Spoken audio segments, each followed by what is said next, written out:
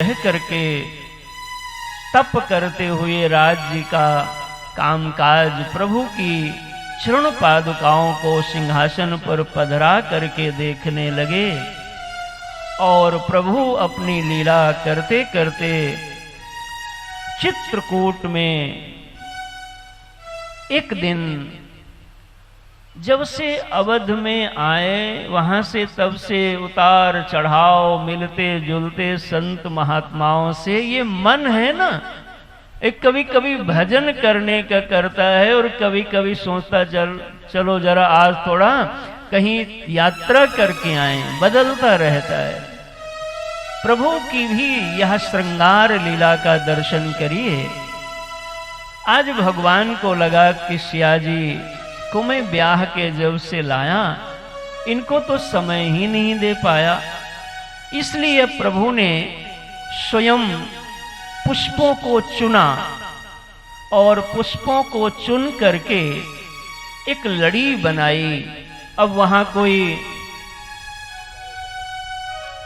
हमारे ज्वेलर्स साईं वाले तो थे नहीं कि उनसे कहते कि भाई जरा कंगन बना दो, गहना बना दो, तो सोने का तो नहीं, प्रभु ने पुष्पों का गहना अपने हाथों से बनाया और सिया जी को स्फटिक शिला पर बिठाया। देखो, प्रेम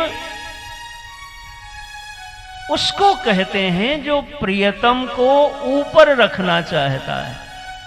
प्रभु आज नीचे और मैया जी को स्फटिक शिला पर बिठा करके अपने हाथों से कुसुम को चुन चुन करके लड़ी बनाई और मैया का श्रृंगार करते हैं। एक लड़ी बनाई और कंगनों मानो कंगन पिन्हा दिए हाथों में, बाजूबंद बांध दिया, एक कंठमाल पिन्हा दिया, एक कमर में पेटिका की माला पिन्हाई, चरणों में मानो जैसे पायजेब पिन्हाया हो और मस्तक पर मानो जैसे लगा करके मैया के केशों में लड़ियों को लगा करके भगवान ऐसे सजा रहे हैं। कोई भी जब सजाता है तो बार बार देखता है कि सजने वाला कैसा लग रहा है। और ऐसी जब भगवान लीला कर रहे थे तो ऊपर से इंद्र का पुत्र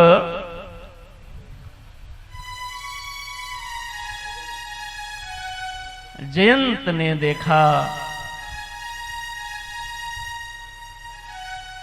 और जयंत को भ्रम हो गया।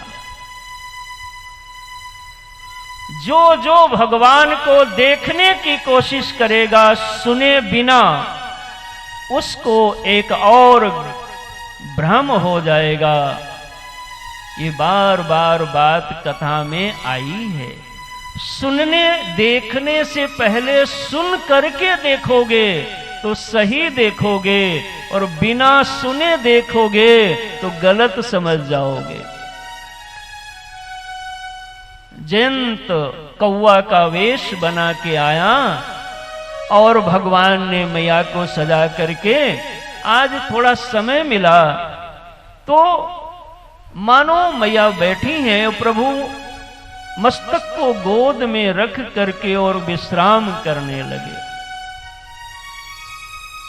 कौवा का रूप बनाया। कौवा उसको कहते हैं जो किसी के सुख को देख ना पाए बल्कि उसमें चोंच मार दे, उसका नाम कौवा होता है।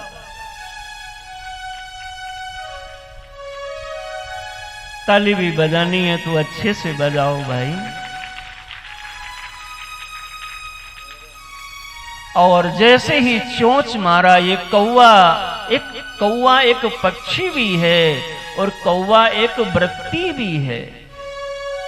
वह वृत्ति जब मनुष्य में आ जाती है तो मनुष्य दिख करके भी कौवा का ही काम किया करता है। किसी के सुख में जो चोंच मारता फिरता हो उसको कौवा ही कहा जाएगा।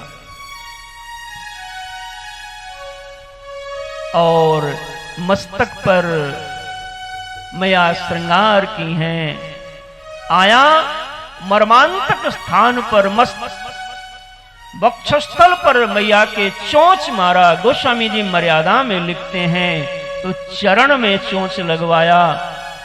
लेकिन संत जन कहते हैं कि जब रुधिर चला तो चरण में रुधिर लगा होगा तो भगवान को कैसे पता चला? रक्त चरण नीचे दबा था भगवान के, तो चरण में कहां से चोंच मार पाएगा? वक्षस्थल पर चोंच मारा और जैसे ही चोंच मारा तो रक्त बह चला। प्रभु का मस्तक गीला हुआ और भगवान जान गए और देखो कैसी लीला कर दिया। आइए पहले पंक्तियां गान करते हैं कि एक बार चुनी कुसुम सुहाए, एक बार चुन कुसुम सुहाए, एक बार चुन कुसुम सुहाए, निज कर भूषण राम बनाए, निज कर भूषण राम बनाए, सीत ही पहिराए प्रभु सादर, सीत ही पहिराए प्रभु सादर, फटिक शिला पर सुंदर, बैठे फटिक शिला पर सुंदर, सुरपति सुत धरि बायस वेशा, सुरपति सुत धरि बायस बेखा, छठ चाहत रघुपति दल देखा, छठ चाहत रघुपति बल देखा, जिमि पिपीलिका सागर था, जिम पिपीलिका सागर था, मंदमति कारण कागा, महामंदमति वागन कागा, सीता चरण चोंच हति भागा, सीता चरण चोच हति भागा, मूढ़ मंदमति कारण कागा, मूढ़ मंदमति कारण कागा, चला रुधिर रघुनायक जाना, चला रुधिर रघुनायक जाना, एक धनुष सायक संधाना, नासिक धनुष सायक संधाना, एक धनुष सायक संधाना। आज प्रभु ने मैया का श्रृंगार किया है। गृहस्थ जीवन में जिम्मेदारियों का बोझ उठाते उठाते कभी एक दूसरे के पास भी बैठो।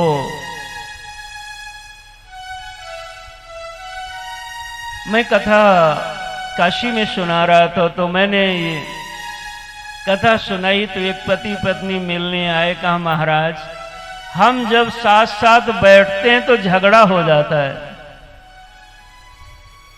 इसलिए साथ साथ बैठते ही नहीं है। जीवन में विचार करो।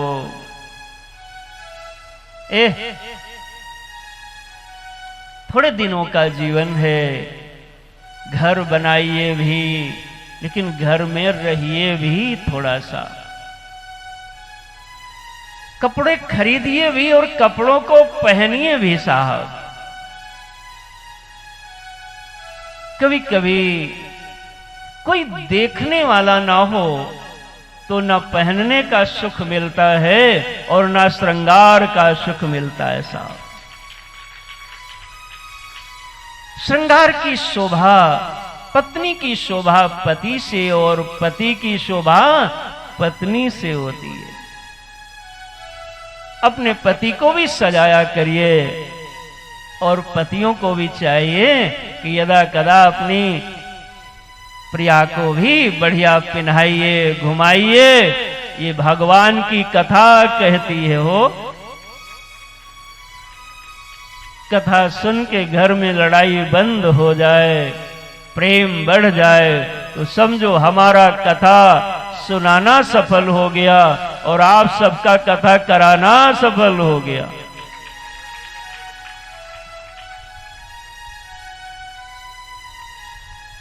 प्रेम एक ऐसा गहना है जो बड़ा मधुर लगता है साहब। आज भगवान ने सजाया है। भगवान ने क्यों सजाया? क्योंकि भगवान का स्वभाव है, यो यथा माम प्रपद्यन्ते तांस्तथैव भजाम्यहम् मम वर्तमानुवर्तन्ते मनुष्या पार्थ सर्वशः। भगवान कहते हैं कोई मेरे लिए थोड़ा करता है ना, तो हम उसके लिए बहुत करते हैं। कोई हमें थोड़ा खिलाता है तो हम तो बिना खिलाने वालों को भी खिलाते हैं, लेकिन कोई हमें थोड़ा भी अच्छा खिला दे तो उसके घर के भंडार हम अपने आप भर दिया करते हैं। भगवान कहते हैं कोई हमें टीका लगाए, माला पिन्हाए, श्रृंगार कराए, हमारा हमको सजाए, तो जब कभी टाइम मिलेगा तो हम भी उनका श्रृंगार कर देते हैं, सजा दिया करते हैं। सीता माने भक्ति, भक्ति निरंतर भगवान का श्रृंगार करती है। आज भगवान को मौका मिला तो भगवान ने भक्ति का श्रृंगार कर दिया। लेकिन जो कौवा सरीखे काक बुद्धि वाले हैं उनको यह अच्छा नहीं लगा। रुधिर चला चला रुधिर रघुनायक जाना। अरे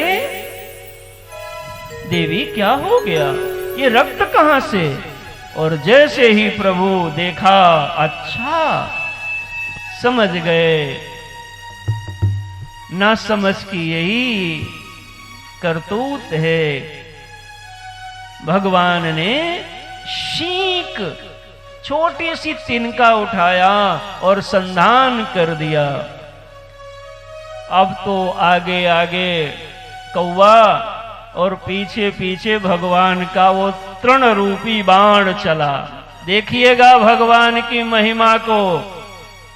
इसलिए संसार में रहिए भले ही, लेकिन संसार के ना रहिए, संसार में रह करके भगवान के रहिए, आपका बेड़ा पार हो जाएगा। चला, आइए थोड़ा हम भी चलाते हैं। प्रेरित मंत्र ब्रह्म श्रद्धावा चला भाजीवा यश भय पावा। प्रेरित मंत्र ब्रह्म श्रद्धावा चला भाजीवा यश भय पावा। निज रूप गयों पीतु पाही राम विमुख खाते ही नाही। धाम शिव पुर सब लोका फिरा श्रमित व्याकुल भय शोका।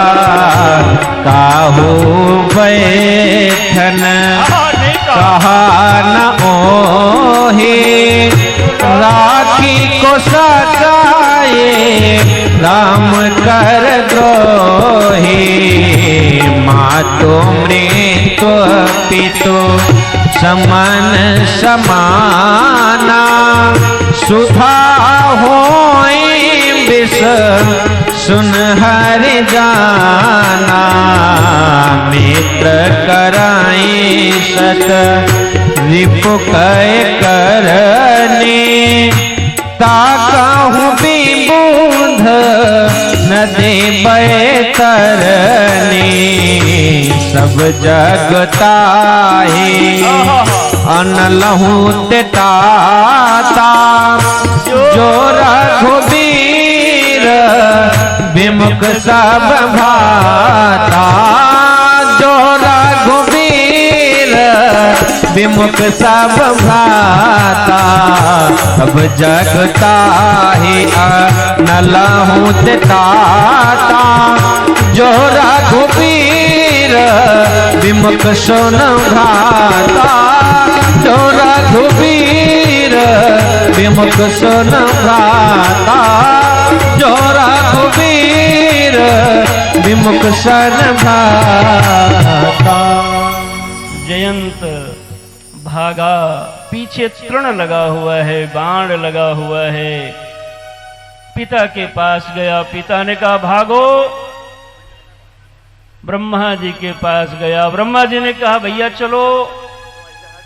शंकर भगवान के पास गया। गोस्वामी जी कहते हैं भगवान के द्रोही को कौन कहे, इसलिए कोई बैठने तक के लिए नहीं कहा। खूब ध्यान से इन बातों को श्रवण करिए। भगवान और भगवान के काम का जो विरोध करता है उसके लिए क्या क्या बदल जाता है ये देखिए। माता और पिता सबके लिए कल्याणकारी होते हैं, लेकिन अगर कोई भगवान और भगवान का विरोधी हो जाए तो माता ही उसके लिए मृत्यु और पिता यमराज के समान हो जाया करता है। सुधा, सुधा माने अमृत, अमृत उसके लिए विष हो जाया करता है। और मित्र तो कहा मित्र 100 शत्रुओं के जैसे व्यवहार करने लगेगा। और भैया उसको देव नदी गंगा भी बैतरनी नदी हो जाएंगी। और मैं क्या बताऊं, सारा संसार उसके लिए अग्नि से भी अधिक दुख देने वाला हो जाएगा, जो भगवान और भगवान काम का विरोध करता है। जो रघुवीर विमुख सुन भ्राता। इसलिए कभी भी भगवान का, भक्ति का, भगवत कार्यों का कदापि विरोध नहीं करना।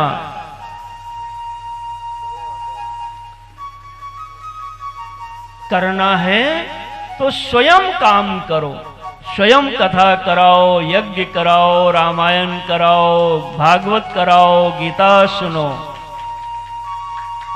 लेकिन नहीं करा पाते, कोई बात नहीं। कहीं हो रहा हो तो जाके तुम भी अपनी एक आहुति उसमें लगा दो, तुम्हारा भी मंगल हो जाएगा।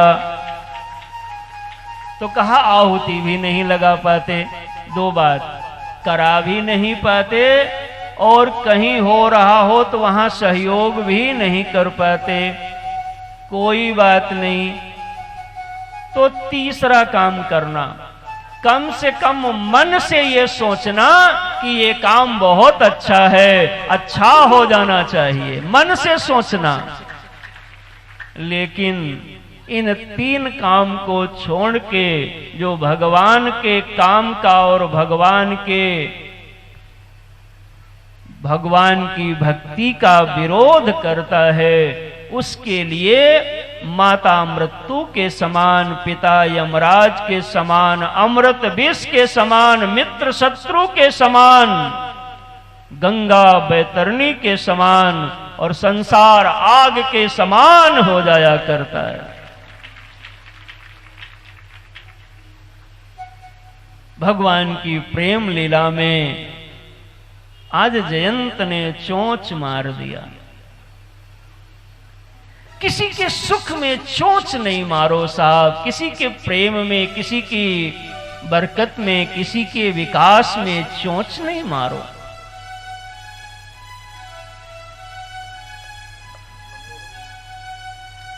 श्री भागवत जी में दो कथा आती है।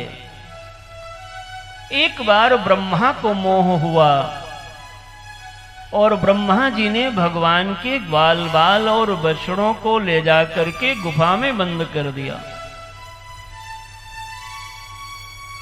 उसके बाद ब्रह्मा जी को जब समझ में आया कि ये कोई ग्वाल बाल नहीं, ये तो भगवान है, तब आए और क्षमा मांगा, लेकिन भगवान ने उनको क्षमा नहीं किया। भगवान कहते हैं जो हमारे भक्तों को हमसे दूर करता है उसको मैं कदापि क्षमा नहीं करता हूं। लेकिन जब गोवर्धन पूजा हुई और इंद्र ने जल वृष्टि किया, भगवान ने गोवर्धन धारण किया, अपराध तो इंद्र ने भी किया, लेकिन इंद्र के अपराध बोध होने पर जब क्षमा मांगा, प्रभु से का अभिषेक किया, तो भगवान ने इंद्र को क्षमा कर दिया। संतों ने कहा ब्रह्मा को क्षमा नहीं किया, इंद्र को क्यों क्षमा कर दिया? तो कहा एक कारण है। इंद्र के व्यवहार से सारे भगत जो अलग अलग रहते थे वो 7 दिन साथ में आ गए भगवान के। इसलिए भगवान ने कहा जो भी हुआ सो हुआ, सब मेरे पास रहे, इसलिए भगवान ने क्षमा कर